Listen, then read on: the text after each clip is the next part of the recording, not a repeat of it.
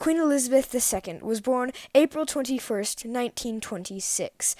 Queen Elizabeth II was born in London, the first child of Duke and Duchess of York. Later, King George and Queen Elizabeth were born, and she was educated privately at home.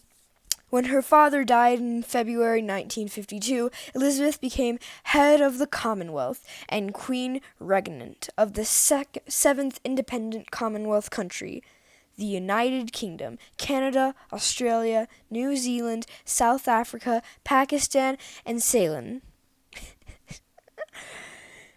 She has reigned as a constitutional monarch through major political changes, such as devolution in the United Kingdom, Canadian patriation, and the decolonization of Africa. Between 1956 and 1992, the number of her realms varied as territories gained independence, and as realms including South Africa, Pakistan, and Ceylon, renamed Sri Lanka, became republics. Her many historic visits and meetings include a state visit for the Republic of Ireland and visits to or from 5 popes. Significant events have included her coronation in 1953 and the celebrations of her silver, golden, and diamond jubilees in 1977, 2002, and 2012 respectively. In 2017, she became the first British monarch. She is the longest-serving female head of state in the world, and the world's oldest living monarch, longest reigning current monarch, and oldest and longest-serving current head of state. Elizabeth has occasionally faced Republican sentiments and press criticism of the royal family, in particular after the breakdown of her children's marriage, her horribleness in 1992, and the death in 1997 of her former daughter-in-law, Diana, Princess of Wales. However, in the United Kingdom, support for the monarchy remains condescendingly high, as does her personal popularity.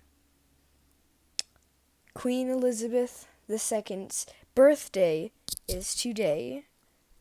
I guess I can voice over more of this Wikipedia article. I have nothing better to do, and we still got a couple more minutes on this YouTube video.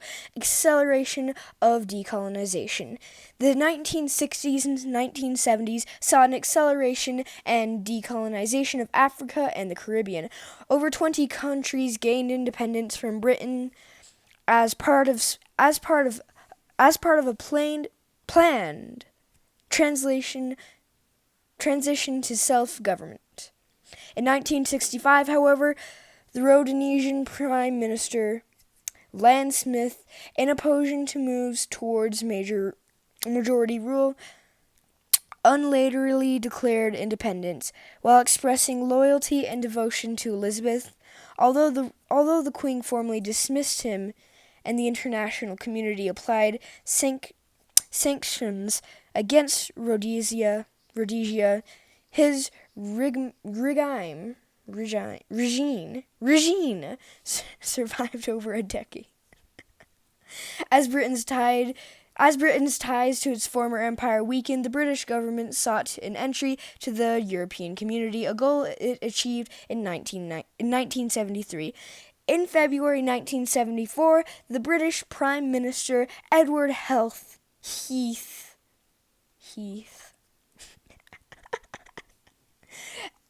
advised the Queen to call back to Britain.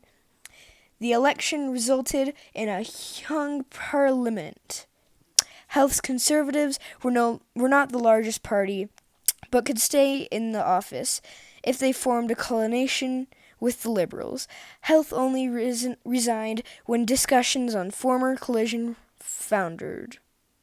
after which the Queen asked the leader of opposition Labour's Harold Wilson to form a government. A year later, the height of the 1975 Australian constitutional crisis, the Australian Prime Minister William.